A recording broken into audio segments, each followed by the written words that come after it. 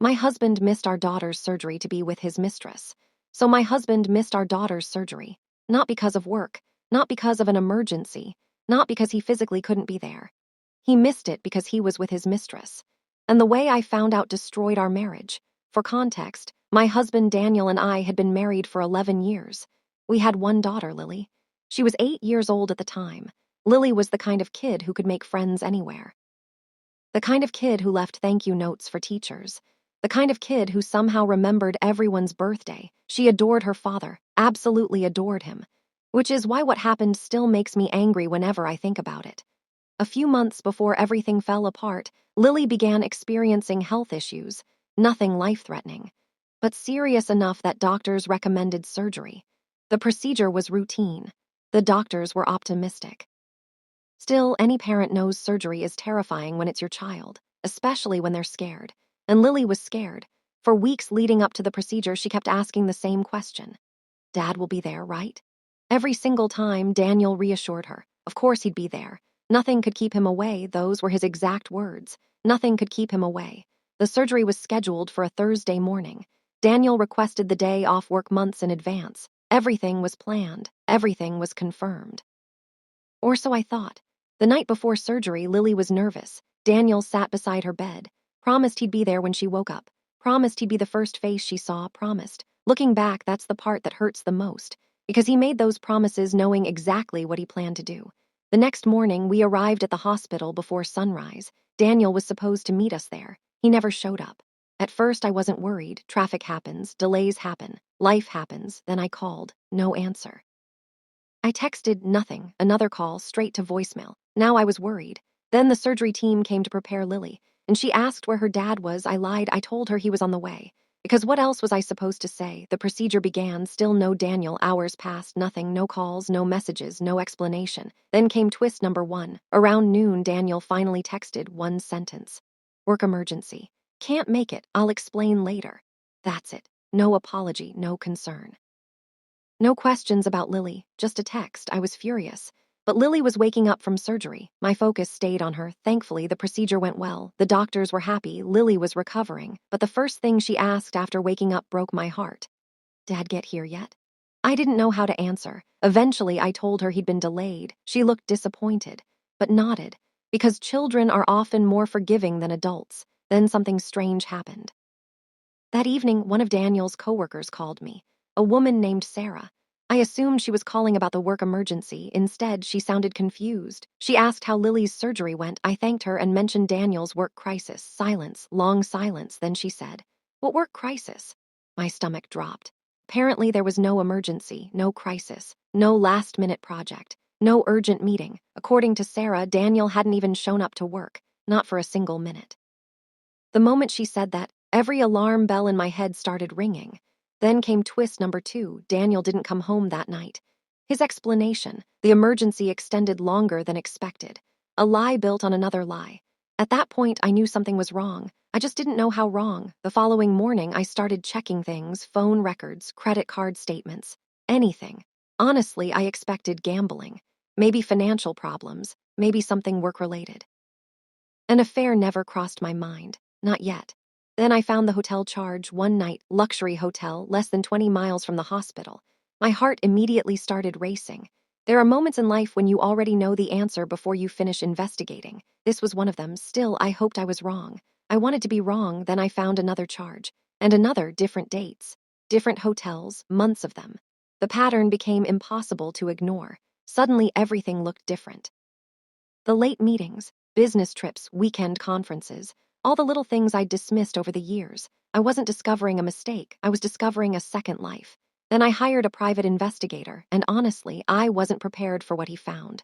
Within 10 days, he confirmed the affair. A woman named Vanessa. The relationship had been going on for over a year, while Daniel sat at family dinners, while he attended school events, while he promised our daughter he'd always be there. Over a year. But then the investigator showed me something unexpected. Something that changed the entire story. Because Vanessa wasn't just some random affair partner.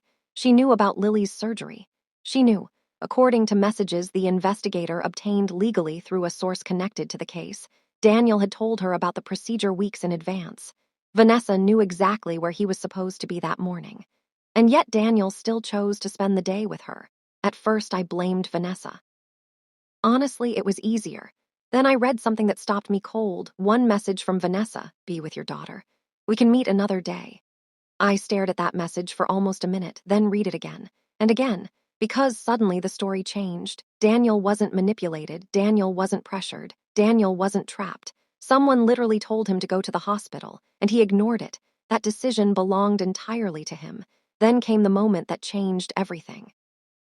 The investigator uncovered a photo taken the morning of Lily's surgery. The timestamp matched almost exactly when our daughter was being taken into the operating room.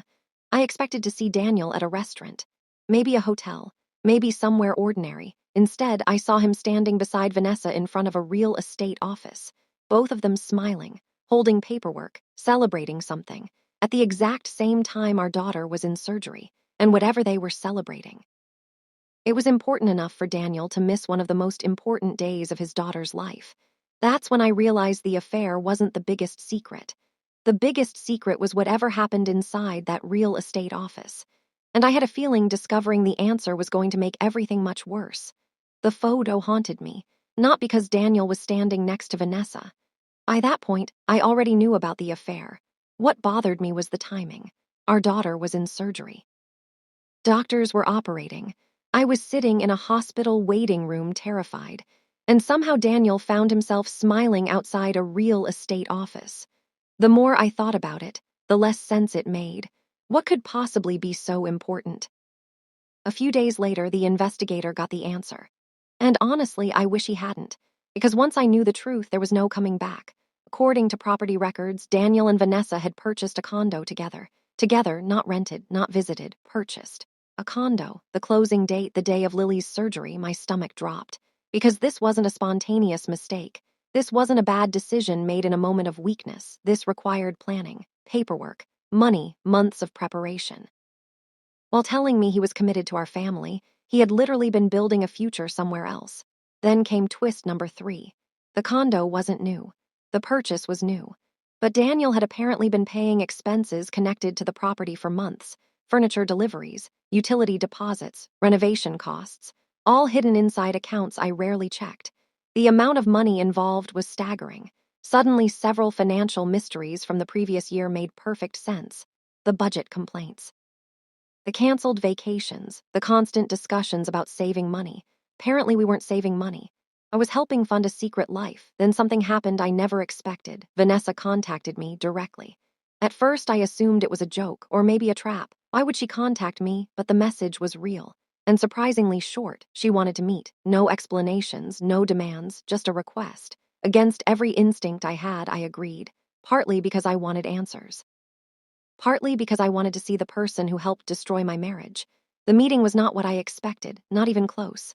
Vanessa looked nervous, uncomfortable, almost guilty. Within 5 minutes, she revealed something shocking. She thought Daniel and I were separated, not happily married, not actively together, separated, living apart, working through divorce paperwork. That was the story Daniel told her. Apparently, he'd been telling that story for nearly a year. At first, I didn't believe her. Then she started showing evidence. Messages, conversations, photos, dates, everything pointed to the same conclusion. Daniel had been lying to both of us. Different lies, same liar. Then Vanessa told me something else, something even worse. She didn't know he missed Lily's surgery until afterward. According to her, Daniel claimed he had already visited the hospital that morning. Claimed the procedure had been postponed. Claimed there was no conflict. The moment she learned the truth, they had a massive argument. Suddenly, the message I'd seen made perfect sense. Go be with your daughter. We can meet another day. She wasn't encouraging the affair. She was trying to stop him from making an unforgivable decision. A decision he made anyway. Then came another twist, a huge one. The condo wasn't Vanessa's idea either. According to her, she initially refused. Multiple times. Daniel pushed for it. Daniel organized it. Daniel insisted.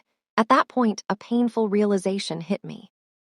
For weeks, I'd viewed Vanessa as the mastermind, the villain, the person behind everything. Reality was different. She made terrible choices, absolutely. But Daniel was the architect. Daniel was the one building lies in every direction. Then came the confrontation, the real confrontation, not arguments, not suspicions, facts, evidence, everything. When Daniel walked into our living room that evening, he immediately knew something was wrong. The investigator's report sat on the table. The property records sat on the table. The photos sat on the table. There was nowhere left to hide. For several seconds, neither of us spoke.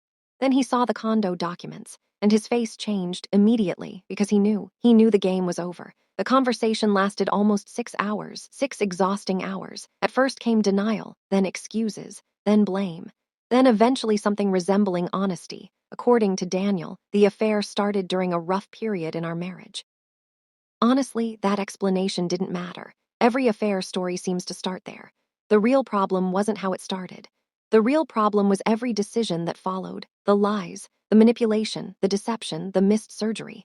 Then I asked the question I'd been saving.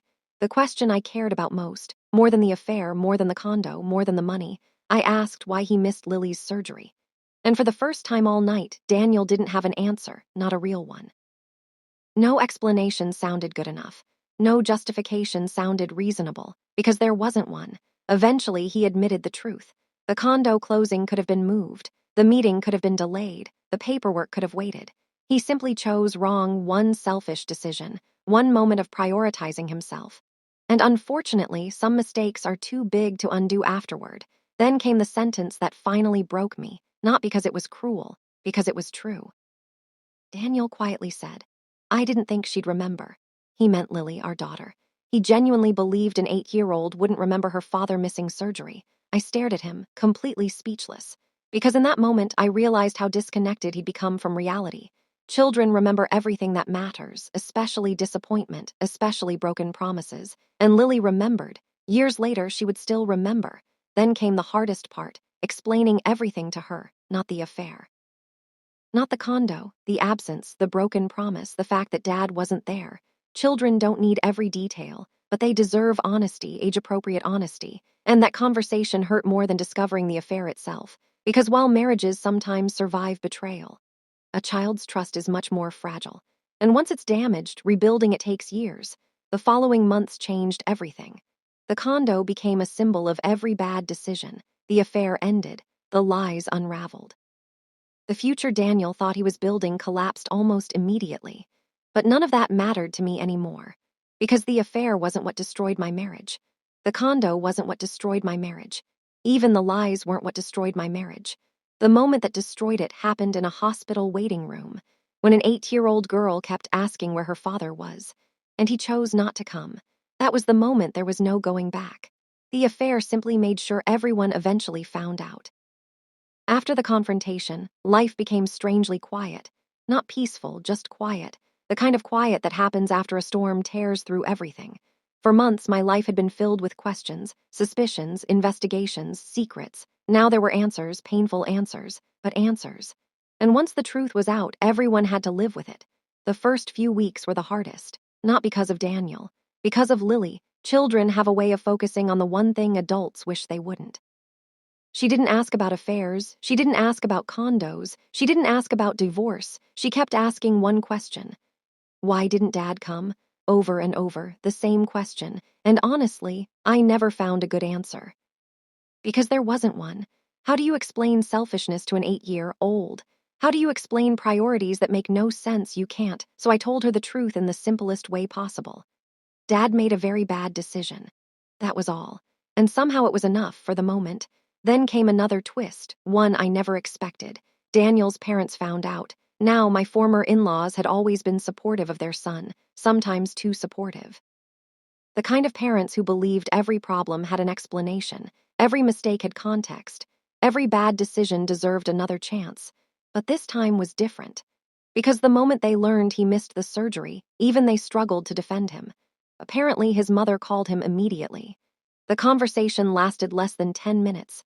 Then she called me, crying, not because of the affair, because of Lily. According to her, she could understand marital problems. She couldn't understand abandoning your child during surgery.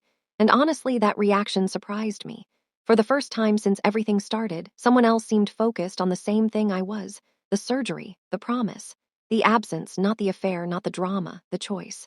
Then came the divorce process. People always imagine dramatic courtroom battles. Mine wasn't. By that point, I was exhausted. Daniel was exhausted. Even the lawyers looked exhausted. Most arguments ended before they started. The evidence was clear. The finances were documented. The future was obvious. What shocked me wasn't the legal process. It was how quickly Daniel's secret life fell apart. The condo sold, Vanessa gone. The future he spent months building disappeared almost immediately. Apparently, relationships built on lies aren't exactly stable foundations. Who would have guessed? Then something happened that genuinely surprised me. About a year after the divorce, Daniel asked to meet, not with me, with Lily. More specifically, he wanted to apologize. A real apology, not excuses, not explanations, an apology. I was skeptical, very skeptical, but I agreed. The meeting happened in a public park, simple, neutral, safe. I stayed nearby but gave them space. For nearly an hour, they talked. When Lily returned, she seemed thoughtful, not emotional, thoughtful. Later that evening, she told me something. Dad said he can't change what happened. I nodded, because that was true. Then she added, he said he was wrong. Honestly, that mattered, not because it fixed everything, nothing could. But accountability matters, especially when children are involved. The following years weren't perfect. Trust rebuilt slowly, painfully slowly, some wounds healed, others faded. A few never disappeared completely, that's reality. The biggest surprise was Lily herself. Children are incredibly resilient when they're surrounded by people who show up. And that's exactly what happened. Teachers showed up. Grandparents showed up. Friends showed up. I showed up. And eventually, Daniel started showing up too, not perfectly, not immediately, but consistently. Ironically, consistency accomplished more than all his old promises ever did. Then came a moment I never expected. Years later, Lily graduated from high school. As families gathered for photos, I looked around and noticed something. Everyone who truly mattered was there. Not because life had been perfect, because people had chosen to be present.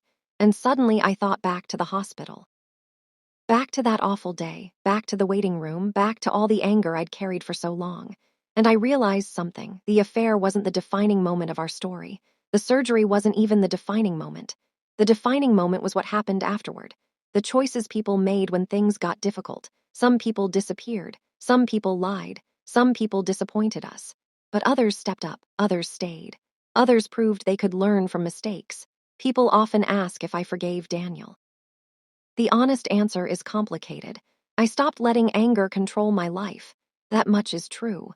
But forgiveness doesn't erase consequences. And consequences don't disappear just because someone feels sorry. Daniel missed a moment he could never get back. A moment Lily could never get back. That reality remained. What changed was what happened next. He finally stopped making promises he couldn't keep and started keeping the promises he made. Looking back now, the saddest part wasn't that my husband chose his mistress over our marriage. The saddest part was that he chose her over one day his daughter needed him most. Everything else could have been repaired. That moment couldn't. And that's why some decisions matter more than others, not because of how they affect today, because of how they echo for years afterward. Fortunately, Lily's story didn't become about the day her father was absent. It became about all the people who were present. And in the end, that's the story worth remembering.